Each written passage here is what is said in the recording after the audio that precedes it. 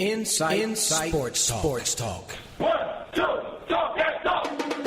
INSiiGHTS Sports Talk. Traveling the country for the biggest stories, we tell it all. Talk that talk.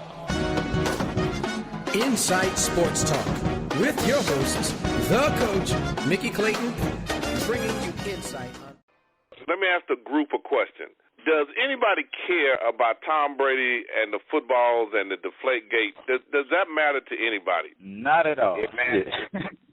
It matters to me. Why did it matter to you, Todd? It matters to me because it should be treated just as they say the guys that do steroids to gain a competitive advantage should be punished.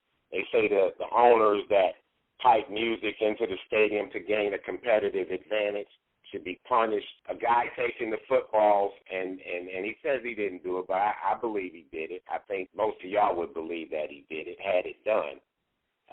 It's to gain an advantage, and the game should be just as punishable. And he does it to gain an advantage. Does that make that much of a difference? Yes, it does. It does in the cold. It does in the cold, it does. Okay, so then can somebody answer the question, if it makes that big a difference, why when the NFL caught the balls that were deflated in the first half, did Tom Brady go ahead and put up another 40 points on Indianapolis in the cold after they played with regulation balls? What difference does it make? It makes a difference even with your running backs. Over the last 5 years, look it up, they've had the least amount of fumbles from their running back of any team in the NFL. I mean, he put up the points in the second half, he did, but that team, they were already destroyed. I mean, he may not have killed them. But they didn't come to play. They didn't come to play. Either it makes a difference or it doesn't. In one half, he didn't have balls. They didn't perform as well. The second half, he put up more points. Now, how does it make a difference? Well, see, you're focusing on that one game. That happened. They told the NFL that the first time they played him in Indianapolis that his balls were flat. He had been doing that throughout the season. Now, just don't focus on that one game. Focus on the body of work. Now, I'm focusing on what was proved, not by public opinion or what you guys have just dreamed up.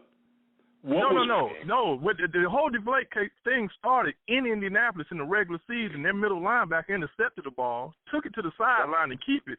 And the guy said, wait a minute, this ball feels like it's under-deflated. That's when it started. Nope, wasn't the regular season when it happened. He took the balls.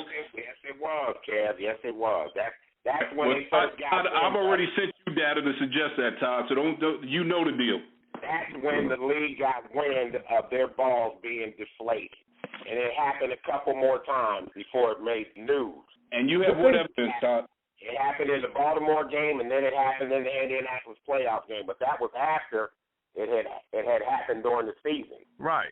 That's it. It happened during the season. You don't know how long it had been going on. Right. But guys, just like we don't know how long they've been filming other teams' hand signals and all that kind of stuff. They're taped. I mean, they're just taped. I mean, we know one thing for sure. New England will dream up any kind of way to get an advantage. They use illegal formation against Baltimore. They let them away with that.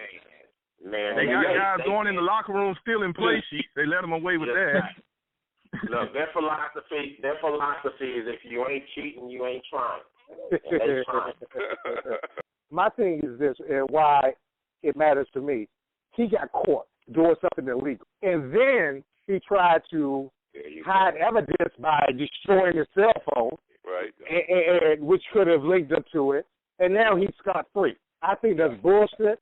I think that judge should be kicked off the bench. Well, the judge is a New England fan. He's a New England fan. It's ridiculous, though. I mean, he cheated. He got caught. Right. He should be punished. And don't give me about the procedural, but you're going to let the dude off scot-free? Right. Come and on, man. It's not so much the crime. It was the cover-up. It was getting rid of the phone. Yes. That type thing. He obstructed the interview, the process. Exactly. Obstruction. He got it right. That's exactly what it was. Right.